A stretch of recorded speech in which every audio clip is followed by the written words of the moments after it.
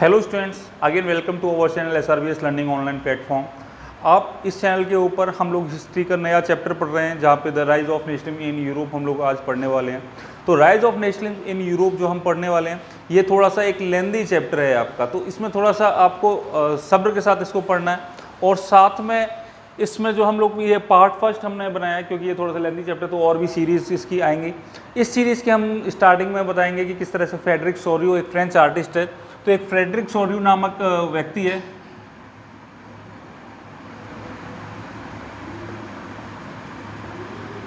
जो आपकी बुक के अंदर पेज नंबर 3 पे जो फर्स्ट प्रिंट बना हुआ है और जो थंबनेल है इसका, तो वहाँ पे आप लोग देख रहे हो कि एक प्रिंट बना हुआ है जो कि फ्रेडरिक सोरियो ने बनाया है। वो फ्रेडरिक सोरियो, तो Frederick Sorio was a French artist. ठीक है, वो कौन है? फ्रेंच आर्टिस्ट है, who prepared a series of 4 print.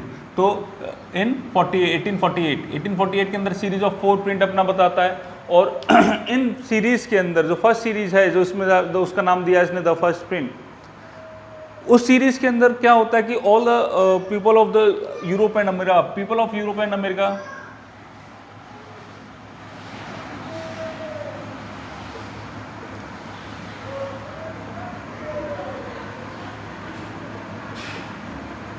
Marching in a long train.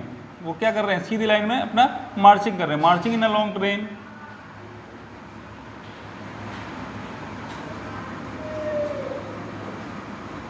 Offering homage to the, ठीक है,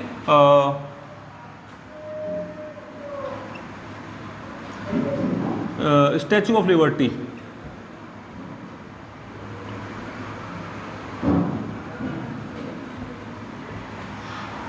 तो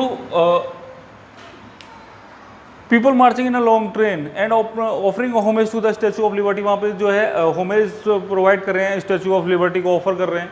और हम लोग जैसे अर्लियर क्लासेस के अंदर ये समझ चुके हैं कि जो फ्रेंच आर्टिस्ट हैं उस समय, at the time of the French revolution, the French artist are personified the liberty as a female figure. वहाँ पे जो फीमेल फिगर के रूप में उसको पर्सनिफाइड फ्रेंच आर्टिस्ट ने किया है उन फिगर को। तो यहाँ पे एक फिगर आप देख रहे होंगे, जिस फिगर के अंदर क्या है कि जो लोग जो हैं वहाँ एक मार्चिंग इन लॉन्ग ट्रेन, वो होमेज उसको प्रोवाइड करा रहे हैं। और यहाँ पे किस तरह की फीमेल फिगर वो बना हुआ है।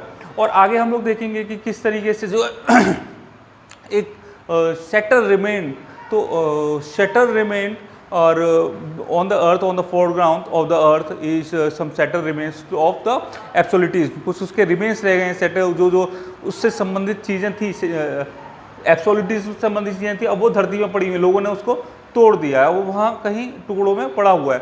तो एब्सोल्यूटिज्म यहाँ पे एक वर्ड आ रहा है, तो हम यहाँ पे समझते हैं what is the meaning of absolutism. Important word है एब्सोल्यूटिज्म। तो absolutism literally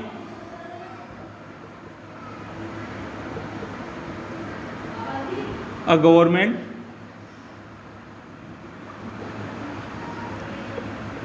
or a rule that have no restraint on power exercise।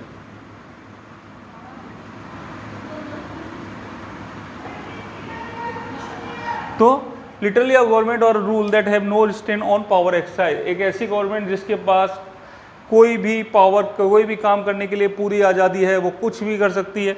और इन हिस्ट्री दैट टर्म, हम इसको पूरा नहीं लिखने वाले क्योंकि जो वीडियो है फिर लंबी हो जाएगी। तो in history that term is referred for, एक टर्म है जो रिफर्ड किया जाता है for a monarchical type of government. At that type of government is repressive, centralised and militarised in nature. तो ये किस तरह की गवर्नमेंट होती है? रिप्रेसिव होती है, सेंट्रलाइज होती है और मिलिटराइज होती है। और इस टाइप की जो गवर्नमेंट होती है वो क्या है? एब्सोल्यूटिज्म। तो एब्सोल्यूटिज्म रिमेन जो है वहाँ पे शेटर्ड रूप में ऑन द फोर्थ ग्राउंड पड़े हुए हैं। उसके बाद जो है अलग अलग लोग हैं जो यहाँ से आज़ाद हो चुके हैं, जो उन्होंने अपने आप को एक नेशन घोषित कर दिया। तो वो जो नेशन जिन्होंने घोषित कर दिया, उसके अंदर सबसे पहले जो लाइन में है आपके अमेरिका, अमेरिका के पीछे पीछे चला रहा है स्विट्जरलैंड, स्विट्जरलैंड के पीछे फ्रांस। तो हम लोग फ्रांस को किस तरीके से पहचान पा रहे हैं? By the dress of tree colour. तो जो इनका यहाँ फ्लैग है तो हम लोग जो इनको जो डिफरेंट टाइप ऑफ पीपल्स और वहाँ पे जो अलग अलग कंट्रीज़ के पीपल हैं, तो हम उनको किस तरीके से पहचाना है, हाउ कैन बी आइडेंटिफाइड, तो we can identify through their national flag and national costumes. उनके पास फ्लैग हैं और नेशनल कस्ट्यूम्स हैं। तो यहाँ फ्रांस के लोग जो अभी अभी वहाँ पे पहुँचे हैं, अब देख रहे होंगे फ्रांस जो अभी अभी वहाँ पे पहुँचा, ये लोग अपना पहले ही वहाँ पे आए, अपने आप को एक नेशन घोषित कर चुके हैं। यहाँ पे फ्रांस अभी पहुँचा है जो कि ट्री कलर अपना है, अपना वहाँ पे उसने झंडा ले रखा है। इसके पीछे जर्मन है। जर्मनी जो है अभी इंटरेस्टिंग बात यह है कि eight the time of the pictures Germany is not a independent state, so independent नहीं था, लेकिन वो उस वक्त जो है 1848, हम इसी चैप्टर में पढ़ने वाले हैं आगे जाके कि जर्मन को इंडिपेंडेंट मिला 1871 में मिला। और ये बात हो रही है 1848 की, फ्रेडरिक सोरी पिक्चर विजुलाइज कर रहा है 1848 के अंदर।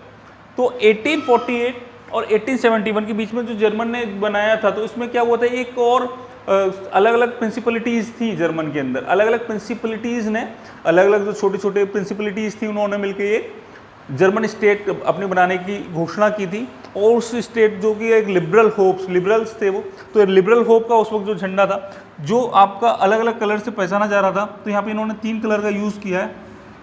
सबसे पहले उन्होंने यूज़ किया black, red and gold. Black, red and gold colour को अपना माना। उसके बाद जो ब्लैक जर्मन के बाद जो पीछे आ रहे हैं, जर्मन के तुरंत पे ऑस्ट्रिया है, मल्टीनेशनल डायनेस्टी थी ये। और उसके बाद लंबार्डी है, उसके बाद पोलैंड है, उसके बाद आपका इंग्लैंड है, उसके बाद आयरलैंड है,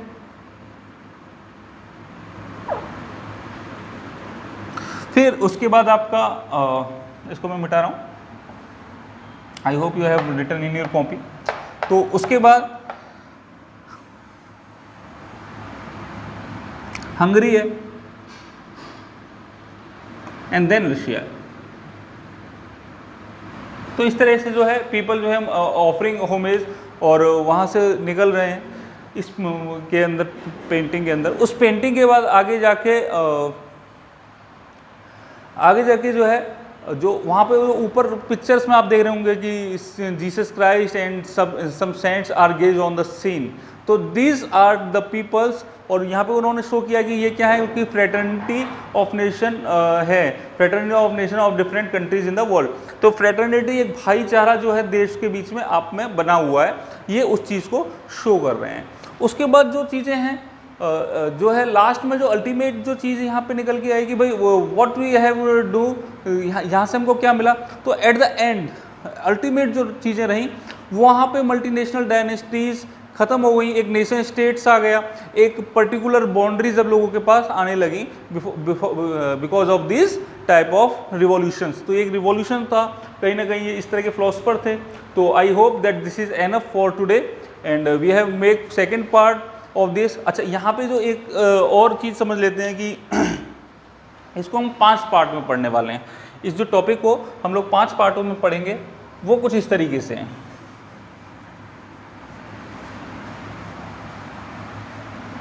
जो फर्स्ट पार्ट पढ़ने वाले हैं, जो आपकी बुक के अंदर 5 पार्ट इसको डिवाइड कर दिया इस चैप्टर को।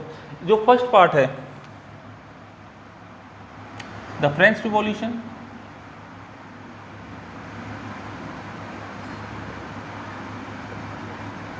And the idea of nation. यहाँ से सबसे पहले फ्रेंच रिवॉल्यूशन हुआ। फ्रेंच रिवॉल्यूशन के इम्पैक्ट जो पड़े वो हम पढ़ेंगे कि किस तरीके से फ्रेंच रिवॉल्यूशन के इम्पैक्ट जो है फ्रांस पे और यूरोप पे पड़े। और सेकंड पॉइंट तुरंत आ जाता है कि जब इम्पैक्ट हुआ, रिवॉल्यूशन हुआ, द फ्रेंच रिवॉल्यूशन हुआ और आइडिया ऑफ नेशन लोगों के पास आ गया, तो मेकिंग ऑफ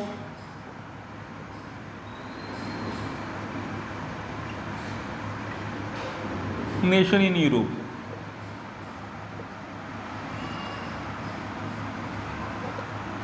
थर्ड हम पढ़ने वाले हैं, अब नेशंस बन रहे थे तो रिवॉल्यूशनरी होते थे, तो एज ऑफ रिवॉल्यूशन। तो उसके बाद क्या हुआ, यहाँ पे कुछ the age of revolution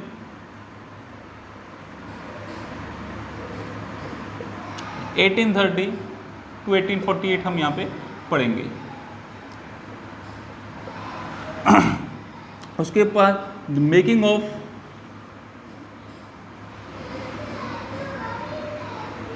German and Italy.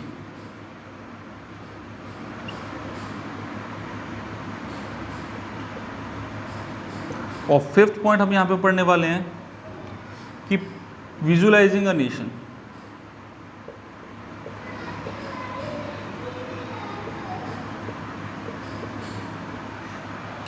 ये सारी चीज़ें हम अपने नेक्स्ट टॉपिक्स में पढ़ेंगे। सो आई होप कि वीडियो आपको अच्छा लगा होगा, और उसके बाद जो है अब to be continue for the lecture for with the part second. Thank you students.